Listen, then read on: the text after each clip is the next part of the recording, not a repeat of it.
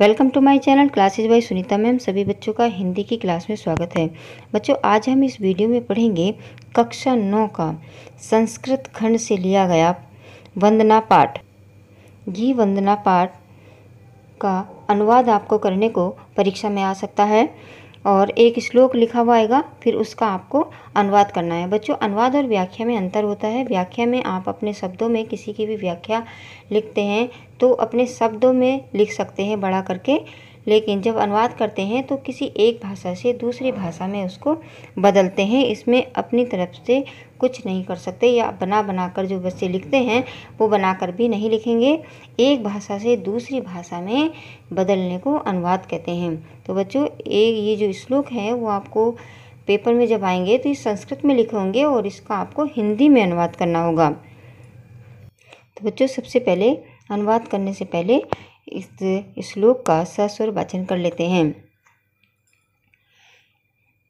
तेजोऽसि तेजोमहि देहि वीर्यमसि वीर्यमहि देहि। सभी बच्चे मेरे साथ इसका सस्वर वाचन करेंगे, तो ऐसा करने से आपको ये याद भी हो जाएगा। तेजोऽसि तेजोमहि देहि वीर्यमसि वीर्यमहि देहि।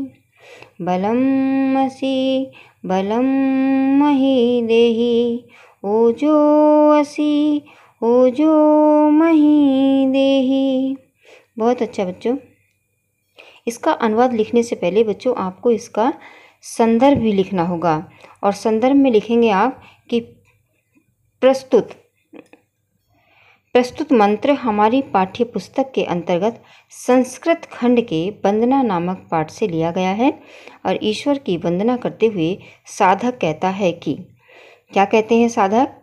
जैसे बच्चों आप स्कूल में आते थे, प्रेयर होती थी, तो उसी तरह से जो साधक हैं जो इसमें प्रार्थना कर रहे हैं वो ये कहते हैं कि तेजोऽसि तेजोमहि देहि। हे प्रभु, हे ईश्वर, तुम तेज स्वरूप हो तो मुझे भी तेज धारण कराओ। यानी जो प्रार्थना करने वाले साधक हैं वो कह रहे हैं कि हे ईश्वर, जो कुछ तुम में है वो मुझे भी दे दो। कि अगर आप तेज स्वरूप हो, आपके अंदर तेज है, तो वो तेज मुझे भी धारण कराओ। वीर्यमसि वीर्यमहि देहि। तुम पराक्रम स्वरूप हो तो मुझे भी पराक्रम धारण कराओ। तेजोऽसि तेजोमहि देहि। अगर हे प्रभु तुम तेज स्वरूप हो तो मुझे भी तेज धारण कराओ। वीर्यमसि वीर्यमहि देहि। तुम पराक्रम स्वरूप हो तो मुझे भी पराक्रम धारण कराओ। बलमसि बलमहि देहि। कि हे ईश्वर, तुम अगर बल स्वरूप हो तो मुझे भी बल धारण कराओ। साधक कहता है कि हे ईश्वर, अगर तुम बल स्वरूप हो तो मुझे भी बल धारण कराओ। और ओजोऽसि ओजोमहि देहि। कि तुम ओज स्वरूप हो तो मुझे भी ओज धारण कराओ। इस मंत्र में बच्चों जो साधक हैं, जो प्रार्थना कर रहे हैं, वो ईश्वर से यही कहते हैं कि जो जो प्रभु आप में है वो सब चीज़ें मुझे दे दो। अगर आपके अंदर तेज है तो मुझे भी तेज दे दो। अगर आपके अंदर पराक्रम है तो वो पराक्रम भी मुझे दे दो। अगर आपके अंदर बल है तो वो बल मुझे दे दो। और अगर आप ओज स्वरूप हो तो वो ओज भी मुझे दे दो। दूसरा श्लोक है बच्चों। अस्तो मा सद्गमय तमसो मा ज्योतिर्गमय मृत्योर्मा अमृतम गमय। सभी बच्चे मेरे साथ सस्वर वाचन करेंगे, तभी आपको ये मंत्र बहुत अच्छी तरह से याद हो जाएगा। ये बहुत ही अच्छा है। इसमें ऊपर वाले से प्रार्थना की गई है कि हे ईश्वर, अगर आपके अंदर सब कुछ करने की क्षमता है तो हे ईश्वर, मेरे लिए भी इतना करिए कि अस्तो मा सद्गमय। कि हे देव, मुझे बुराई से अच्छाई की ओर ले चलो। देखिए जो अस्तो मा सद्गमय, असत का अर्थ होता है, असत माने बुराई से। इस असत का अर्थ है बुराई से, माँ माने मुझे, और सद का अर्थ होता है भलाई, और गमय का अर्थ है ले जाओ। तमस का अर्थ होता है अंधकार, और ज्योतिर्गमय, ज्योतिगमय का अर्थ होता है प्रकाश की ओर ले जाओ। मृत्योर्मा अमृतम, इसका अर्थ है मृत्यु से मुझे अमृत की ओर, गमय का अर्थ है ले जाओ। तो इसका अनुवाद होगा अस्तोमा सदगमय, कि हे देव मुझे बुराई से भलाई की ओर ले जाओ। तमसोमा ज्योतिर्गमय, मुझे अंधकार से प्रकाश की ओर ले जाओ। मृत्योर्मा अमृतगमय, मुझे मृत्यु से अमृत की ओर ले जाओ। बच्चों कक्षा 9 में एक श्लोक आता है लिखने के लिए कि एक श्लोक लिखिए जो आपने कंठस्थ किया हो। कंठस्थ का मतलब मुँह ज़बानी याद किया हो, लेकिन वो श्लोक जो परीक्षा के प्रश्न पत्र में ना आया हो। तो बच्चों ये जो श्लोक है, जो अस्तो माँ सदगमय, तमसो माँ ज्योतिर्गमय, मृत्यु माँ अमृतगमय, ये बहुत ही सरल है। इसको आप कंठस्थ कर सकते हैं, और ये प्रार्थना भी है ईश्वर से। जब भी आप इसको बोलोगे, ऊपर वाले से प्रार्थना होगी, तो आप इसको कंठस्थ याद कर लीजिए, क्योंकि 2 नंबर में आपको ये श्लोक भी लिखना है मुँह ज़बानी। तो ये बहुत ही सरल है, इसको आप ज़रूर याद कर लें। और इसके वंदना के 2 श्लोक करें, क्योंकि कभी कभी ऐसा होता है कि कोई भी जो है श्लोक अर्थ के लिए आ जाएगा, तो फिर आप उसको नहीं लिख सकते। अगर प्रश्न पत्र में कोई श्लोक आया है कि इसका अर्थ लिखिए, तब आप उसी श्लोक को नहीं लिख सकते हैं। आपको वो श्लोक याद कर लिखना होगा जो प्रश्न पत्र में नहीं आया है। तो इसलिए आप 2 श्लोकों को बहुत अच्छी तरह से कंठस्थ कर लें, मुँह ज़बानी याद कर लें। बच्चों इस जो श्लोक है, इस श्लोक के लिखने के ही नंबर मिलते हैं, तो इसलिए आप उसको लिख कर देखें। कोई भी गलती नहीं होगी, तभी आपको पूरे नंबर मिलेंगे, क्योंकि उसमें अर्थ नहीं लिखना होता है, केवल आपको लिखने के ही नंबर मिलेंगे। तो लिखने में जो है अशुद्धियाँ नहीं होनी चाहिए, आप शुद्ध लिखेंगे तो आपको पूरे नंबर मिलेंगे। अगला श्लोक है यतो अतः समीहसे ततो नो अभम कुरु शन्न कुरु प्रजाभ्यो अभयम नः पशुभ्य। इसका अनुवाद है बच्चों, यतो अतः समीहसे। यतो यत, यतो यत का अर्थ होता है जिस जिससे, यानी हे ईश्वर जिस जिससे। समीहसे, समीहसे का अर्थ होता है चाहते हो। हे ईश्वर आप जिस जिससे चाहते हो। ततो नो अभम कुरु, ततो नो अभम कुरु का मतलब है कि उससे हमें निर्भय कर दो, यानी जिससे हे ईश्वर आप चाहते हो कि हम ना डरें, उससे हमें निर्भय कर दो। अभय का मतलब होता है जो किसी से ना डरे। इस श्लोक में कहा जा रहा है मंत्र में कि हे ईश्वर आप जिस जिस से चाहते हो कि हम उससे ना डरें, तो उससे हमें निर्भय कर दो। शन्न कुरु प्रजाभ्यो अभयम न पशुभ्य। आगे कहते हैं साधक कि हे ईश्वर हमारी प्रजा का कल्याण करो।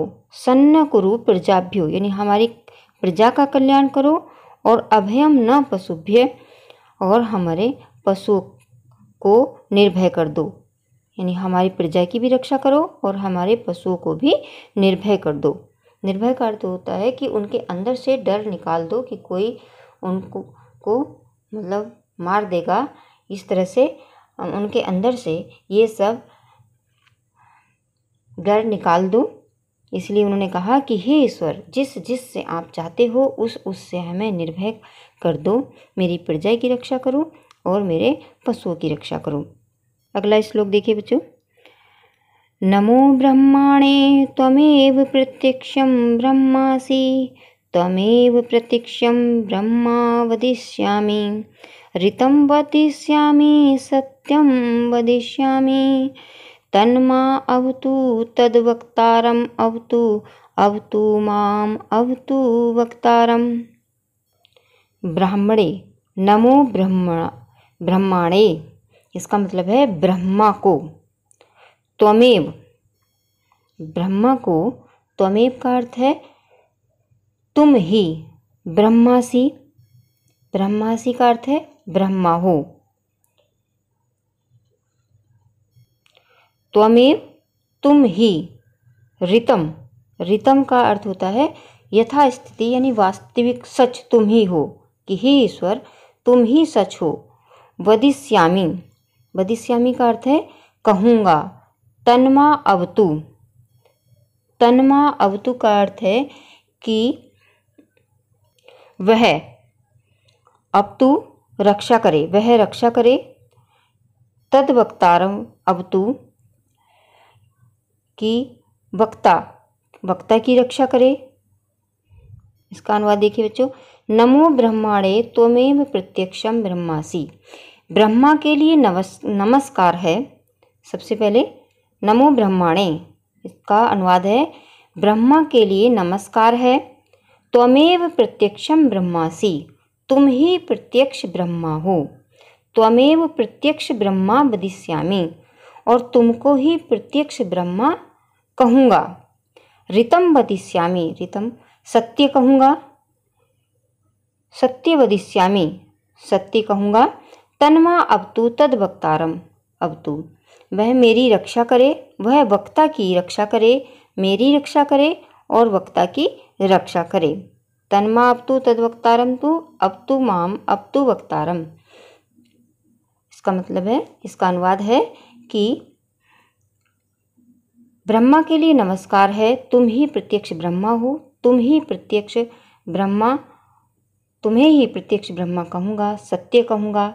वह मेरी रक्षा करे, वह वक्ता की रक्षा करे, मेरी रक्षा करे और वक्ता की रक्षा करे। यानी इसमें जो साधक है वो ये प्रार्थना कर रहे हैं कि हे ईश्वर, मैं आपको प्रणाम करता हूँ, आप ही सच हो, आप ही सत्य हो, मैं आपको ही सत्य कहूँगा। और इस श्लोक को सुनने वाले और कहने वाले दोनों की रक्षा करें। अगला श्लोक है, सत्यव्रतं सत्यं परं त्रिसत्यं सतस्य योनिं निहितं च सत्य सतस्य सत्यं मृतं सत्यनेत्रं सत्यात्मकं त्वां शरणं प्रपन्ना। इसका शब्दार्थ देखिए बच्चों, सत्यव्रतम, सत्यव्रतम का अर्थ होता है सत्य का व्रत धारण करने वाला। सत्यपरम, सत्यपरम का मतलब है सत्य का आचरण करने वाला।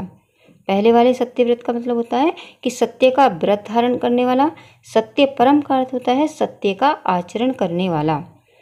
त्रिसत्य, त्रिसत्य का अर्थ है तीनों कालों में सत्य। और योनि, योनि का अर्थ होता है उत्पत्ति स्थान, जहाँ से उत्पन्न किया होता है। और निहितम, निहितम का अर्थ है, निहितम का अर्थ होता है कि टिके हुए, रुके हुए। प्रपन्ना, प्राप्त हुए। इसका अनुवाद देखिए, सत्यव्रतम सत्यपरम त्रिसत्यम।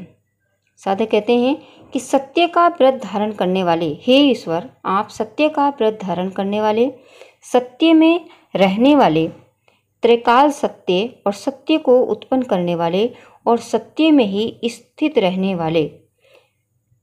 सतस्य सत्यम सत्य ऋतम सत्य नेत्रम, यानी सत्य के भी सत्य और सत्य के प्रवर्तक सत्यात्मक त्वाम शरणम प्रपन्ना। हे ईश्वर हम आपकी शरण को प्राप्त हुए हैं।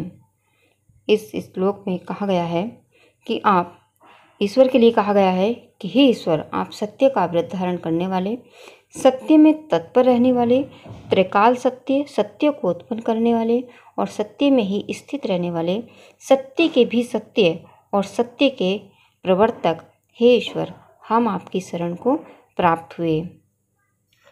इस वीडियो में हमने वंदना पाठ के जो श्लोक हैं, मंत्र हैं, उन सब का अनुवाद समझा। मुझे आशा है कि आप सबको ये अनुवाद अच्छी तरह से समझ में आ गया होगा। अगर अनुवाद समझ में आ गया है तो वीडियो को लाइक करिए, और अगर कुछ समझ में नहीं आया है तो आप कमेंट बॉक्स में पूछ सकते हैं अगर कुछ आपको समझ में नहीं आ रहा है। और बच्चों जिन बच्चों ने सब्सक्राइब नहीं किया है, यानी जब वीडियो चल रही है आपका सब्सक्राइब का बटन लाल है तो उसको दबा दीजिए और साथ में जो घंटी है उसको भी प्रेस करिए। ऐसा करने से सबसे पहले नोटिफिकेशन आपके पास पहुंचता है और आप कोई भी वीडियो देखने से वंचित नहीं रहते हैं। और देखने के बाद अगर आपके मित्र हैं तो अपने मित्रों को ये वीडियो शेयर करना बिल्कुल भी ना भूलें, ताकि इस वीडियो का लाभ उन बच्चों को भी मिल सके। धन्यवाद।